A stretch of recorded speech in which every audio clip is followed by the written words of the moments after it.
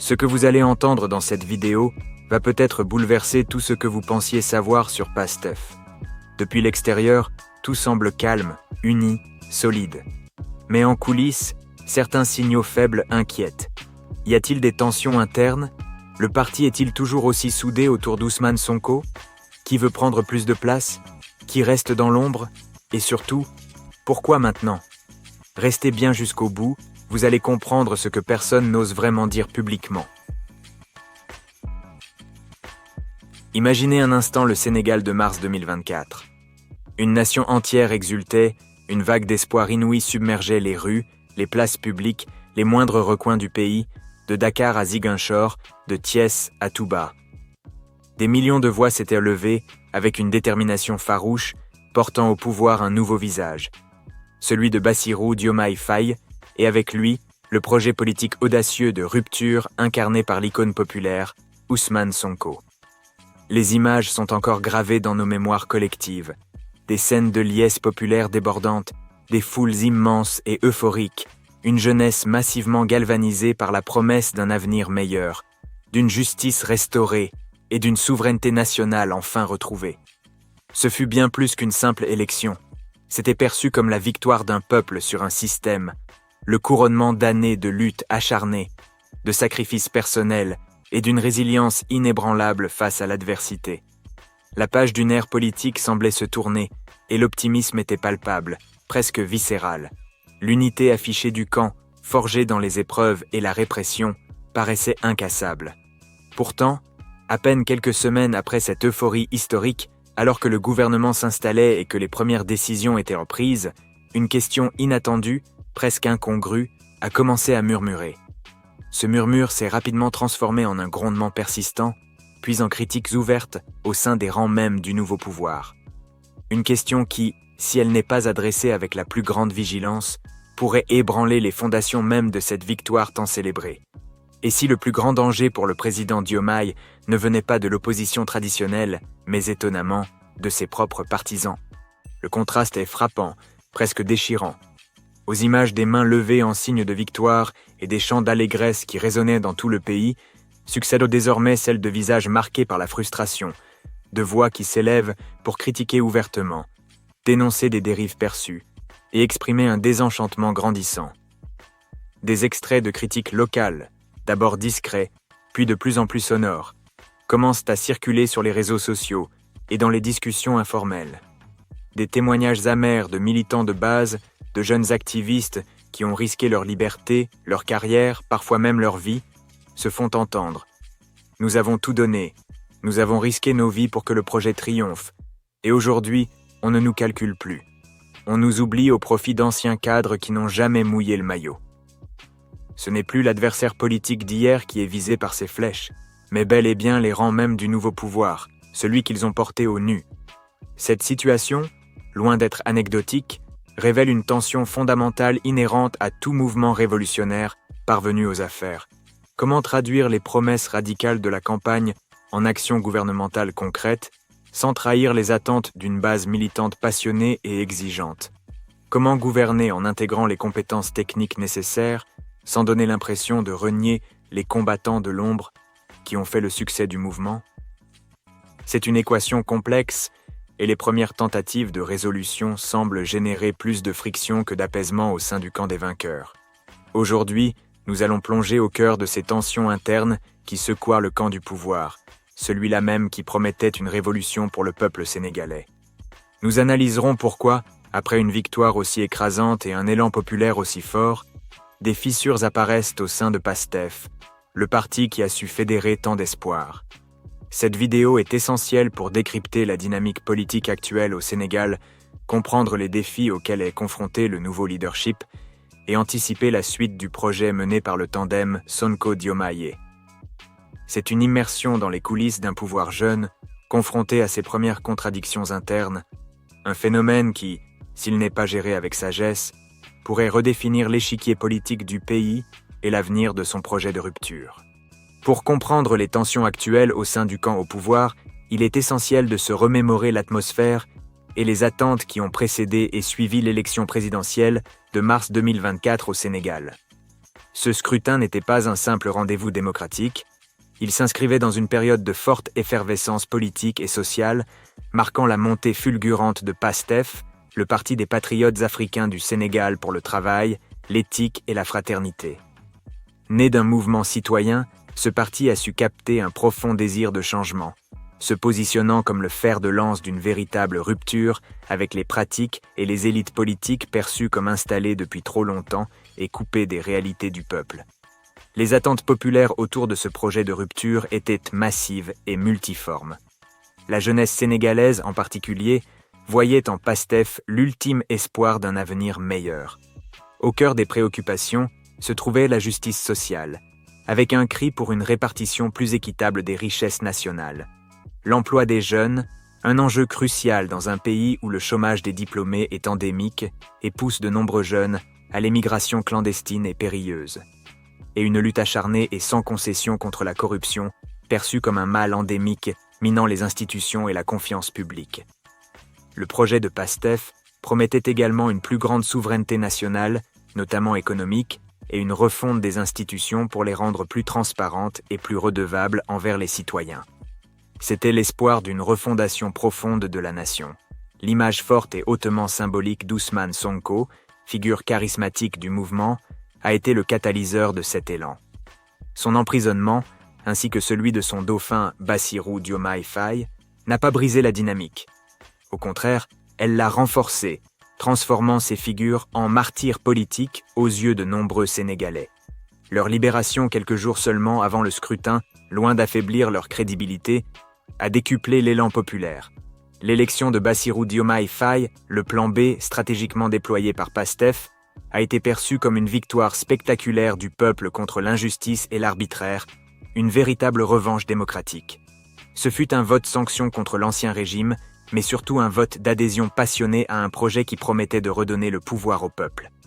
Cette promesse, le pouvoir au peuple, n'était pas qu'un slogan de campagne. Elle était le serment fondateur de leur mouvement.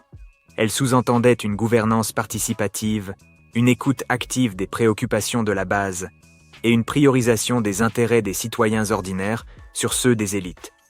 La conviction d'une unité indéfectible au sein du camp était alors la norme. Une unité forgée par des années de contestation, de mobilisation populaire massive et d'une répression parfois brutale. Les militants, les sympathisants et une grande partie de la population s'attendaient à ce que cette nouvelle ère soit marquée par une cohérence parfaite entre les idéaux proclamés et les actions menées, avec une reconnaissance tangible pour tous ceux qui avaient contribué à cette victoire historique. Cette atmosphère d'unité et d'attentes élevées est la toile de fond sur laquelle les premières fissures allèrent bientôt apparaître, remettant en question la capacité de la rupture à maintenir l'homogénéité de son propre camp. L'euphorie de la victoire passée, les projecteurs se sont rapidement tournés vers la formation du nouveau gouvernement. Les premières semaines au pouvoir furent marquées par la mise en place de l'équipe ministérielle et des nominations clés dans l'administration. C'est à ce moment précis que les premiers grincements de dents se sont fait entendre, transformant les espoirs en un sentiment de désillusion chez une partie de la base militante de PASTEF. Les attentes d'une rupture radicale se sont heurtées à des réalités perçues comme une forme de continuité, sinon de compromis. La principale source de friction a résidé dans la nomination de certaines figures perçues par les militants comme des technocrates, des universitaires ou pire encore, d'anciens cadres recyclés issus d'administrations antérieures, y compris de l'ancien régime. Pour une base militante qui avait risqué tant pour chasser le système, voir des visages familiers, ou du moins non issus de leur propre mouvance de lutte, au poste de décision a été un choc. Ces nominations ont rapidement déclenché des accusations de trahison ou de dilution du projet initial de rupture et de patriotisme économique, pour lequel tant de sacrifices avaient été consentis. Le sentiment était que les combattants de l'ombre, ceux qui avaient affronté la répression et porté le parti à bout de bras, étaient mis de côté au profit d'une élite technicienne ou administratrice. Les témoignages de jeunes pastefistes déçus ont commencé à affluer, souvent sur les réseaux sociaux, mais aussi dans les discussions de groupes privés. Des phrases comme « Nous avons sacrifié nos vies pour ce projet, nous avons été tabassés, emprisonnés, et aujourd'hui, on ne nous calcule plus. » Ou encore « Les postes sont donnés à ceux qui n'ont jamais cru en nous, à ceux qui étaient tapis dans l'ombre pendant que nous affrontions les gaz lacrymogènes. sont devenus des refrains amers. Ce sentiment d'être oublié ou ignoré après avoir été à l'avant-garde du combat a créé un fossé émotionnel profond entre une partie de la base et la nouvelle direction. Des exemples concrets de mécontentement ont émergé de diverses localités. À Ziguinchor, fief historique d'Ousmane Sonko, où les attentes de retombées directes de la victoire étaient particulièrement élevées, des voix se sont élevées pour exprimer la frustration face à des nominations jugées insuffisantes ou non conformes aux espérances locales. Des situations similaires ont été rapportées à Louga, à Tambacounda, et dans d'autres régions où les militants s'attendaient à ce que la victoire se traduise par une reconnaissance concrète de leur engagement, notamment à travers des postes de responsabilité ou une implication dans les décisions locales. Cette situation soulève une stratégie apparente du pouvoir: privilégier la compétence technique et l'expérience de l'État pour assurer une gouvernance efficace et crédible sur la scène nationale et internationale. L'idée est de s'entourer de profils qui peuvent rassurer les partenaires économiques et institutionnels, et de garantir une gestion professionnelle des affaires publiques. Cependant, cette approche se heurte de plein fouet à la loyauté militante et à l'impératif de reconnaître les combattants de l'ombre. Le défi est immense. Comment concilier le besoin de professionnalisme étatique avec la promesse de redonner le pouvoir au peuple et de récompenser l'engagement militant? C'est sur ce terrain miné que la rupture de PASTEF fait face à sa première épreuve majeure.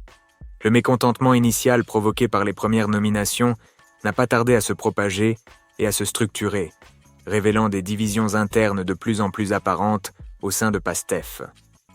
Ce parti, dont la force résidait justement dans son unité et sa capacité à mobiliser une base hétérogène autour d'un idéal commun de rupture, se retrouve aujourd'hui face au défi complexe de maintenir cette homogénéité sous la pression du pouvoir. Ces tensions se manifestent d'abord dans les espaces de discussion informels mais influents, notamment les groupes WhatsApp locaux et régionaux. Ces plateformes, qui ont jadis servi à organiser les mobilisations et à diffuser les messages du parti pendant la période de lutte, sont devenues des exutoires privilégiés pour exprimer la frustration. C'est là que les micro-frondes ont commencé à éclore, avec des militants et des cadres intermédiaires appelant ouvertement à des recadrages. Les discussions sont parfois vives, les désillusions exprimées sans filtre, et le sentiment partagé d'un « nous », les militants de la base, contre un « eux », les dirigeants qui oublient leurs promesses, se renforcent. Ces conversations, bien que confinées à des cercles spécifiques, reflètent une colère qui couve et qui peut rapidement déborder sur la place publique. Au-delà des réseaux sociaux, des coordinations régionales de PASTEF et des sections de la diaspora ont commencé à élever leur voix de manière plus structurée. Elles ne se contentent plus de murmures, elles réclament ouvertement plus de consultations, de transparence dans les nominations et une plus grande implication de la base dans les décisions stratégiques du gouvernement. Ces appels sont souvent exprimés sous forme de communiqués internes ou de requêtes officielles adressées à la direction nationale du parti. Cela témoigne d'une volonté de ne pas laisser le pouvoir s'éloigner des principes de gouvernance participative qui ont été au cœur de leur programme. Elles estiment que la discipline du parti, si cruciale pendant la lutte, doit désormais se doubler d'une écoute et d'une redevabilité accrue de la part des dirigeants. La manière dont ces critiques émergentes sont gérées par la direction nationale est également un point de tension. Souvent, ces dissidences sont perçues comme des perturbations internes et sont parfois étouffées ou minimisées, au nom de la cohésion ou de la raison d'État. Cette approche, qui privilégie la discipline et la hiérarchie, peut paradoxalement alimenter le ressentiment de la base, renforçant le sentiment d'être ignoré et de voir les promesses de pouvoir au peuple s'estomper. Les responsables nationaux sont pris entre le marteau de la gouvernance et l'enclume des attentes militantes, un équilibre précaire. Ceci met en lumière un dilemme majeur de la gouvernance pour PASTEF. Comment un parti, né de la contestation et porté par une base militante ardente et hétérogène, peut-il gouverner un État complexe sans se bureaucratiser ou s'éloigner de ses idéaux? Les attentes sont fortes et parfois contradictoires. Certains veulent des nominations basées sur la loyauté militante, d'autres sur la compétence technique. Certains attendent des changements radicaux immédiats, d'autres une approche plus pragmatique. Le parti est désormais au pouvoir, et les compromis inhérents à la gestion d'un pays sont parfois difficiles à avaler pour ceux qui ont le sentiment d'avoir tout sacrifié pour cette victoire historique. Le défi de l'homogénéité de Pastef est immense, et sa capacité à naviguer ces eaux troubles déterminera sa résilience et sa capacité à maintenir la flamme de son projet. Face aux critiques grandissantes et aux signes de désenchantement au sein de leur propre base militante, la posture adoptée par le duo Bassirou Diomaye Faye et Ousmane Sonko est devenue un sujet d'intenses débats et d'interrogations. L'absence de réponse claire et directe à ces frustrations internes est particulièrement notable, laissant beaucoup de militants dans l'expectative, voire dans l'amertume. Ce silence, ou cette communication indirecte, soulève la question de savoir s'il s'agit d'une stratégie délibérée ou d'une erreur de communication lourde de conséquences.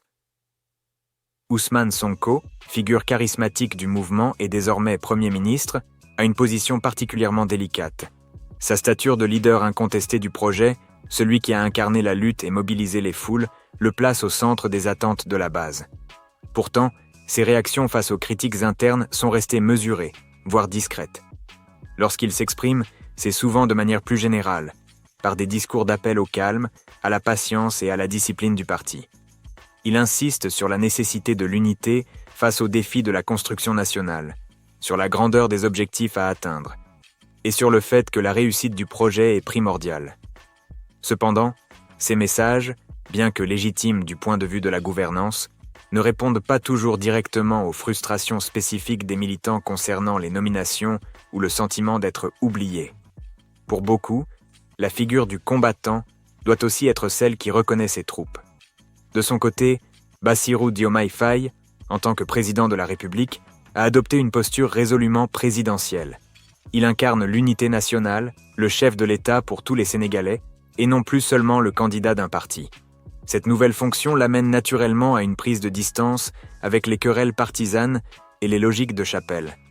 Son discours est axé sur la souveraineté, le développement économique, la bonne gouvernance pour l'ensemble du pays. Si cette posture est nécessaire pour la stabilité institutionnelle et la crédibilité de l'État, elle est parfois perçue par la base militante comme une distance, voire un véritable oubli des combattants de l'ombre qui ont fait le succès du mouvement. Le président des jeunes et le candidat du système sont devenus des figures qui doivent désormais rassurer tout un pays, et non plus seulement leurs partisans les plus ardents. Plusieurs interprétations de ce silence ou de cette stratégie de communication peuvent être avancées. Certains y voient une volonté délibérée de professionnaliser l'État, de le détacher des logiques purement partisanes et de mettre en place une administration basée sur la compétence plutôt que sur la seule loyauté militante. L'idée serait de construire un État fort et efficace, capable de mettre en œuvre les réformes structurelles promises, même si cela doit froisser une partie de la base.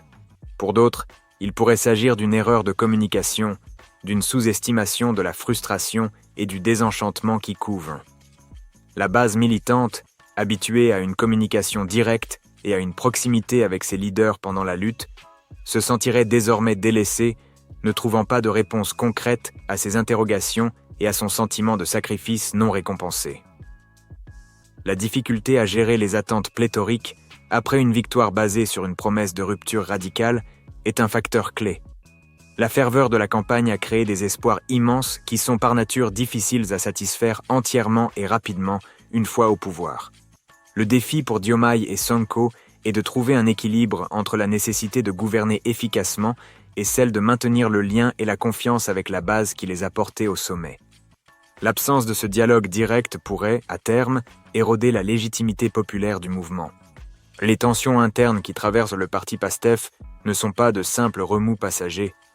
Elles portent en elles des germes de conséquences potentiellement majeures, tant pour la cohésion du mouvement au pouvoir que pour la stabilité et la direction politique du Sénégal. La manière dont le tandem Diomaye-Sonko gérera cette fronde interne déterminera si le projet de rupture parviendra à maturité ou s'il sera confronté à de sérieux écueils. Le premier et le plus immédiat des risques est celui d'une fracture interne profonde, voire d'une implosion du projet Pastef. Un mouvement porté par une telle ferveur populaire et une promesse de changement radical est particulièrement vulnérable à la désillusion de sa base. Si le sentiment d'être oublié ou trahi persiste, il pourrait conduire à un éclatement des différentes sensibilités qui composaient l'unité du parti pendant la lutte. Des leaders locaux, des cadres intermédiaires, voire des personnalités autrefois influentes, pourraient se sentir marginalisés et choisir de prendre leur distance ou même de créer de nouveaux courants dissidents.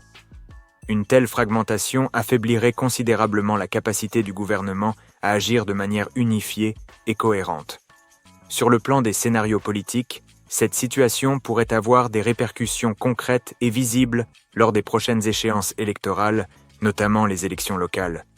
On pourrait assister à l'émergence de listes indépendantes ou de groupements issus de la base PASTEF, mais contestant ouvertement les choix de la direction nationale. Ces listes dissidentes, même si elles ne gagnent pas, affaibliraient le parti officiel en divisant l'électorat qui lui était acquis, sapant ainsi son hégémonie locale et régionale. Cela offrirait également une opportunité inespérée à l'opposition traditionnelle de capitaliser sur les divisions du camp au pouvoir, même si elle doit pour l'instant se reconstruire. La perte de popularité rapide, surtout chez les jeunes et les activistes qui ont été le véritable moteur de la victoire de PASTEF, est une autre conséquence majeure. Cette frange de l'électorat est volatile et exigeante. Elle attend des résultats rapides et une fidélité aux idéaux. Si le sentiment de désenchantement perdure et que la communication entre le sommet et la base ne s'améliore pas, le soutien populaire pourrait s'éroder plus vite que prévu. Les manifestations de soutien pourraient se transformer en manifestations de protestation et la rue, qui a été le grand allié de PASTEF, pourrait devenir son principal défi. L'impact sur la gouvernance elle-même est également préoccupant. Un gouvernement et un parti divisés auront du mal à mettre en œuvre leurs programmes de manière efficace. Les débats internes, les résistances et les manques de confiance peuvent ralentir les réformes cruciales, entraver la prise de décision et nuire à la cohésion de l'action publique. La stabilité politique du pays, fraîchement retrouvée après une période de vive tension préélectorale, pourrait de nouveau être mise à l'épreuve. Cependant, cette période de tension peut aussi être perçue comme une opportunité de restructuration et de clarification des rôles au sein de PASTEF. C'est le moment pour le parti de passer de son rôle de mouvement de contestation à celui de parti de gouvernement. Cela peut entraîner une nécessaire professionnalisation, une meilleure structuration interne et l'établissement de mécanismes de dialogue plus efficaces entre la direction et la base. Pour que le projet survive et prospère, il est impératif que les leaders reconnaissent et adressent les frustrations, renouent le dialogue et trouvent des voies pour intégrer les attentes légitimes de leurs partisans sans compromettre la gouvernance de l'État. C'est un test de maturité pour le nouveau pouvoir, dont l'issue déterminera la trajectoire du Sénégal pour les années à venir. Nous avons exploré en profondeur les dynamiques complexes qui agitent le camp au pouvoir au Sénégal, quelques mois seulement après une victoire électorale historique. L'euphorie de la rupture a cédé la place à des frictions internes, des frustrations militantes et des interrogations sur la direction prise par le tandem Diomaye-Sonko.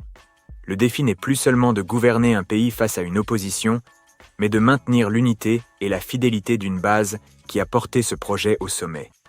Le véritable enjeu pour le nouveau pouvoir ne vient donc pas, pour l'instant, des adversaires politiques traditionnels, mais de la gestion des attentes et du dialogue interne avec ses propres partisans. Les promesses de campagne, perçues comme une révolution radicale, se confrontent aux réalités complexes de la gouvernance étatique. Le choix d'une approche plus technocratique et la volonté de professionnaliser l'État, bien que légitime, ont créé une distance ressentie par ceux qui ont été les combattants de première ligne. Cette perception d'un oubli ou d'une trahison du projet initial est une lame à double tranchant qui menace l'homogénéité du mouvement. La question fondamentale demeure: comment un mouvement révolutionnaire, né de la rue et de la contestation, peut-il conserver son âme et ses principes de rupture tout en gouvernant un État complexe? C'est le dilemme auquel sont confrontés Bassirou Diomaye Faye et Ousmane Sonko. Maintenir l'élan populaire et la foi dans le projet nécessite une écoute attentive des préoccupations de la base, une communication transparente et une reconnaissance des sacrifices consentis. Sans cela, le risque d'une fracture interne, de l'émergence de courants dissidents, voire d'une perte de popularité rapide, est bien réel. L'avenir du projet PASTEF et, par extension, une part significative de l'avenir politique du Sénégal dépendra de la capacité des leaders à trouver un équilibre délicat entre l'efficacité de la gouvernance et la fidélité aux idéaux qui les ont portés au pouvoir. Il s'agit de rassurer les militants sans compromettre la crédibilité de l'État, de récompenser la loyauté sans céder au clientélisme et de construire l'avenir sans renier le passé. Cette période est un test de maturité pour le nouveau pouvoir. Un test qui exigera sagesse, humilité et une capacité à renouer le lien avec ceux qui ont fait sa force. Cette analyse est terminée. Si cette immersion au cœur des tensions de PASTEF vous a éclairé, nous vous invitons à poursuivre la conversation. Vous êtes du PASTEF, militant, sympathisant? Est-ce que vous vous sentez oublié ou, au contraire, comprenez-vous la stratégie de vos leaders? Partagez vos réflexions, vos espoirs, vos désillusions dans les commentaires ci-dessous. Votre avis compte pour mieux comprendre ce chapitre crucial de l'histoire sénégalaise.